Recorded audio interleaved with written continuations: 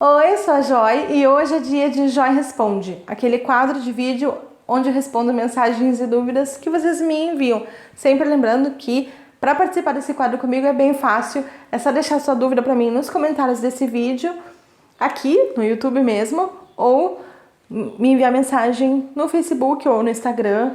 Se você está me vendo no YouTube e não me segue ainda no Instagram, eu vou deixar o link na descrição desse vídeo, ou basta você procurar por @saldanha.joy. Bom, eu vou começar o vídeo de hoje já com perguntinha, que eu tenho um computador com as perguntinhas e tem a perguntinha da Santana.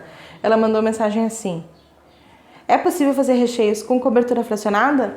Oi, Santana, tudo bem contigo? Um beijo pra ti. Então, Maria, essa pergunta aqui meio que me pega, sabe? Eu não sei de qual tipo de recheio que tu tá falando. Se for ganache, o que eu posso te dizer é que poder pode, mas eu não recomendo, e eu já vou te dizer o porquê. Primeiro porque a proporção dos ingredientes não é a mesma para chocolate e cobertura. Então a ganache precisa ser uma receita já criada pensando em utilizar a cobertura. Só substituir a cobertura pelo chocolate não vai funcionar muito, não vai dar muito certo, porque não vai dar o mesmo ponto do recheio, a menos que você saiba ajustar a proporção corretamente. Na proporção correta, a textura da ganache vai ficar tão igual, mas tão igual, que só olhando você não sabe identificar qual é a ganache de chocolate e qual é a ganache com cobertura. Mas no sabor, aí é onde o calo aperta.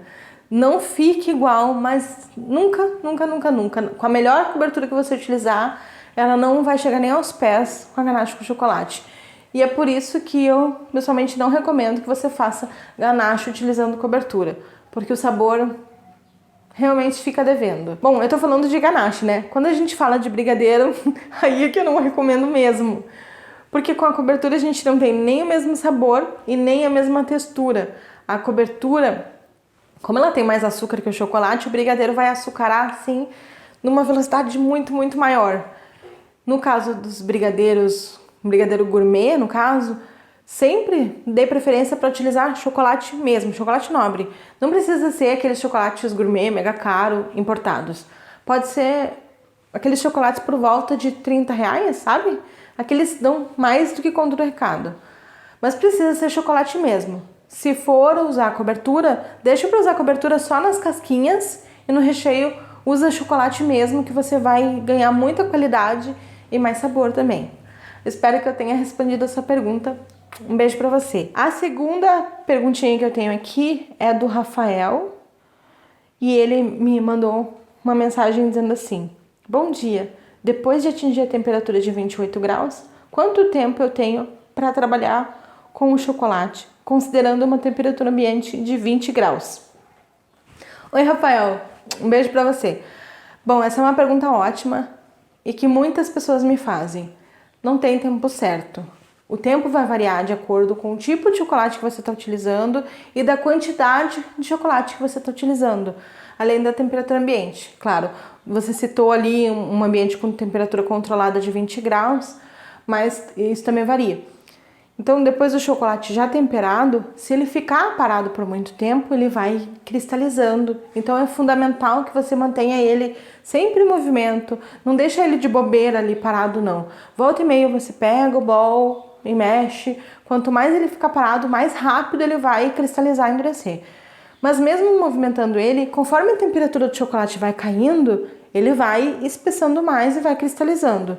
Isso é natural, é um processo de cristalização que já está acontecendo.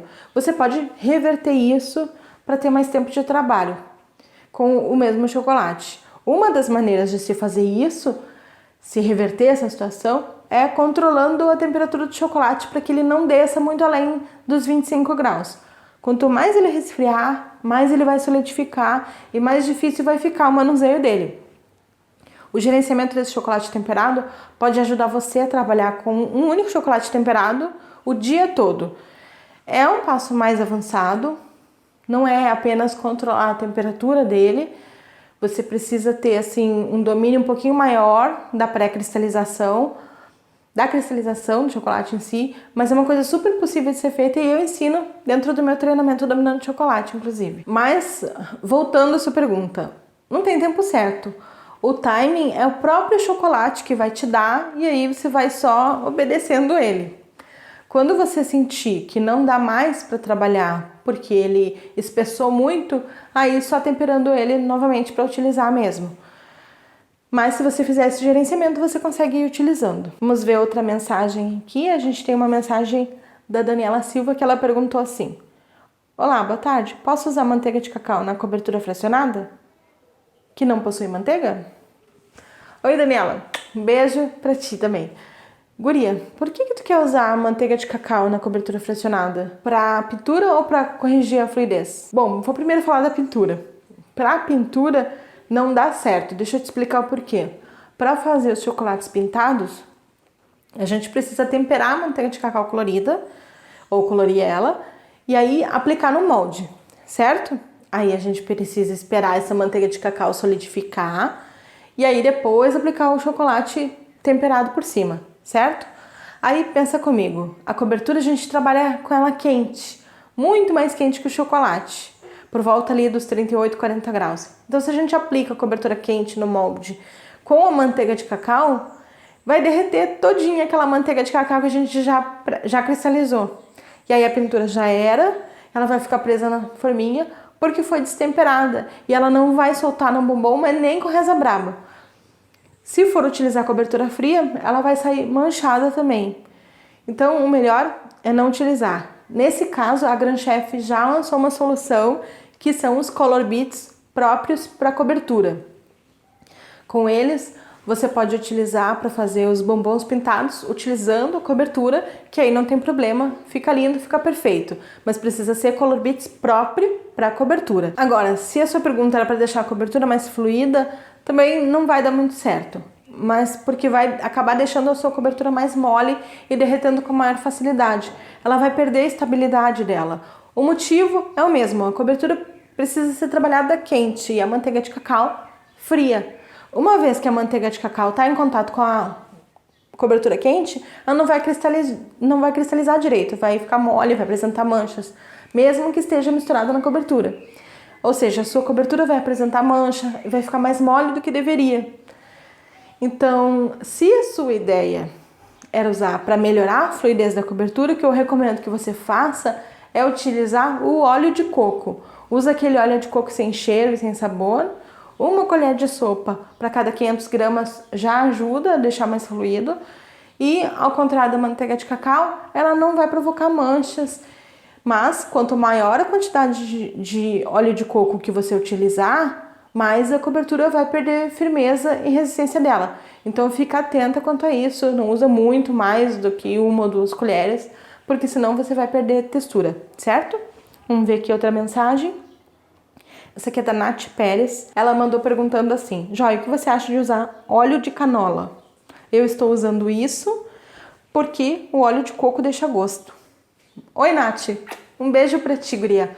Olha, eu confesso que eu nunca tinha ouvido falar de usar essa substituição. Mas, a princípio, o óleo de canola, ele é líquido, né? O ponto de fusão dele, se eu não me engano, é 10 graus negativos ainda. Ou seja, ele só solidifica nessa temperatura fria. O óleo de coco, ele tem um ponto de fusão maior, que é ali 35, 36 graus, que é bem perto do ponto de fusão da gordura usada para fazer a cobertura fracionada, que é a gordura de palma, de palmiste. O que isso quer dizer? Que, teoricamente, ao usar o óleo de canola na cobertura fracionada, ela vai ficar mais mole do que ela ficaria se não tivesse usado nada ou se tivesse usado óleo de coco. Ela vai perder textura, vai amolecer muito mais fácil.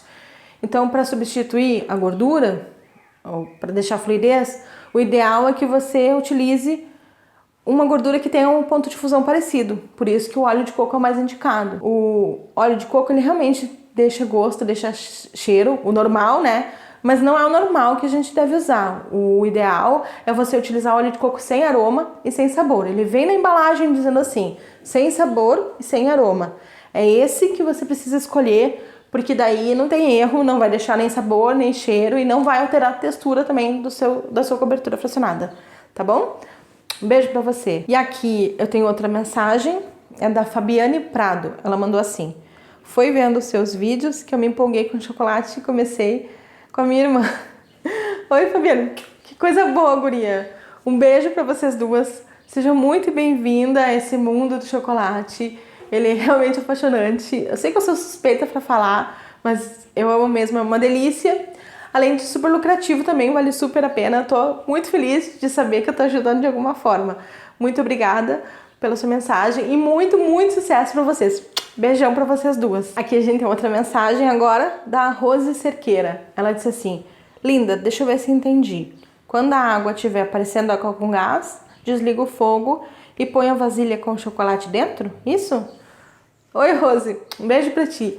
Sim, exatamente. Quando começar a formar forminhas tipo água com gás no fundo da panela, você tira ela do fogo e na mesma hora encaixa o bowl com o chocolate para derreter. E aí fica mexendo sempre que ele vai derretendo aos pouquinhos. Sempre cuidando com um termômetro para que o chocolate atinja a temperatura acima de 45 graus e não ultrapasse 50. Se você perceber que a temperatura parou de subir e está aquecendo muito devagar, é porque a água esfriou demais. Aí você tira o bowl, leva só a panela para o fogo de novo até que volte a formar aquelas bolinhas no fundo da panela, aí você desliga de novo e volta a colocar o bowl com o chocolate até que ele atinja os 45 graus. Mas atingir os 45 graus, passar dele e não ultrapassar os 50 é super importante.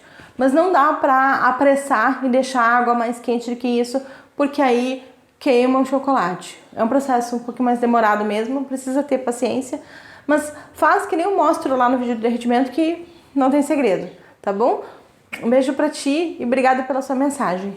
E é assim, com a mensagem da Rose, que a gente encerra o vídeo de hoje. Um beijo bem doce para todo mundo que participou do vídeo comigo hoje. Se você quiser participar desse quadro também, deixa a sua dúvida para mim, pode ser aqui nos comentários, ou como você preferir, por direct, no Instagram ou no Facebook. Manda mesmo, que eu adoro fazer esse tipo de quadro e eu vou ter o maior prazer de te responder por aqui.